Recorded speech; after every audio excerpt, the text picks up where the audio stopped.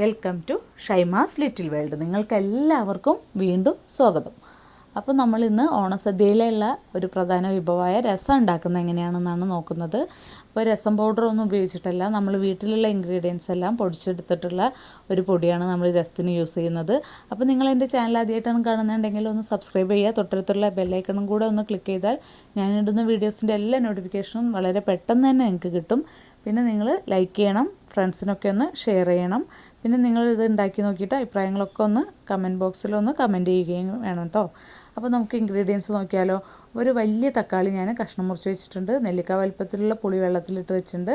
പിന്നെ ഒരു 1 table spoon പച്ചമല്ലി, ഒരു 10-12 അല്ലി വെളുത്തുള്ളി, ഒരു ടേബിൾ സ്പൂൺ കുരുമുളക്, 1 ടീസ്പൂൺ വീതം ഉലുവ, നല്ല ജീരകം, മുളക് പൊടി, ഉപ്പ്, 1/2 ടീസ്പൂൺ മഞ്ഞൾപ്പൊടി, ഒരു കഷ്ണം കായം, പിന്നെ കറിവേപ്പില, മല്ലിച്ചപ്പ്, പിന്നെ വറുത്തിടാൻ കടുകും വറ്റൽമുളകും വെളിച്ചെണ്ണയും വേണം. പിന്നെ പരിപ്പും കൂടെ വേവിച്ചതും കൂടെ വേണം കേട്ടോ. അപ്പോൾ നമ്മൾ പാനിലാണ് ചെയ്യുന്നത്. ഒരു പാൻ അടുപ്പത്ത് വെച്ചിട്ട് അതിലേക്ക് കഷ്ണം മുറിച്ച് വെച്ചിരിക്കുന്ന തക്കാളി ചേർത്ത് കൊടുത്തു.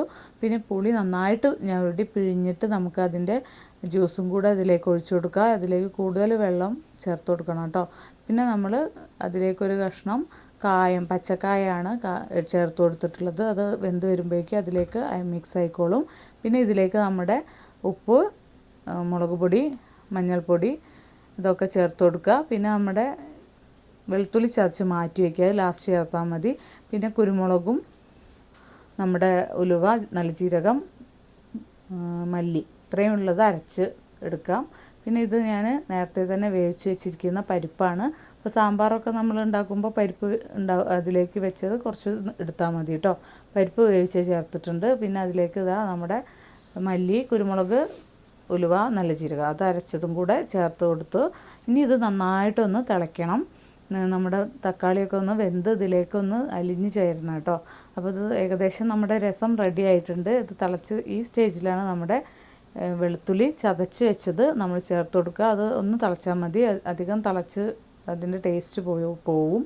പിന്നെ നമ്മുടെ കറിവേപ്പിലയും മല്ലിയിലയും കൂടെ അതിലേക്ക് ചേർത്ത് കൊടുത്തിട്ട് നമുക്ക് ഫ്ലെയിം ഒന്ന് ഓഫ് ചെയ്യുക. ഇനി നമുക്കിതിലേക്ക് കടുക് വറുത്തിടുകയും കൂടി ചെയ്താൽ മതി.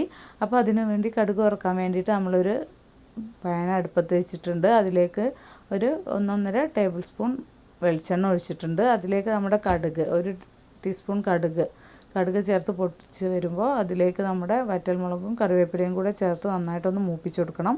ഇത് നമ്മുടെ പാകമായ രസത്തിലേക്കൊന്ന് ഒഴിച്ചിട്ട് ഒന്ന് നന്നായിട്ടൊന്ന് മിക്സ് ചെയ്ത് കൊടുത്താൽ മതി. ഇപ്പോൾ നമ്മുടെ രസം റെഡി ആയിട്ടുണ്ട്. അപ്പോൾ ഇത് നിങ്ങളെല്ലാവരും ഒന്ന് ഉണ്ടാക്കി നോക്കണം. ഇങ്ങനെ പൊടിച്ച് വയ്ക്കുന്ന ഈ പൊടി നമുക്ക് ഇടയ്ക്കിടയ്ക്ക് രസം ഉണ്ടാക്കാൻ വേണ്ടിയിട്ട് അതിൽ നിന്ന് കുറച്ച് എടുത്താൽ മതി. പിന്നെ വെളുത്തുള്ളി മാത്രം എക്സ്ട്രാ ചേർത്ത് കൊടുത്താൽ മതി. അപ്പോൾ നിങ്ങൾ എല്ലാവരും ഇതൊന്ന് ട്രൈ ചെയ്ത് നോക്കണം.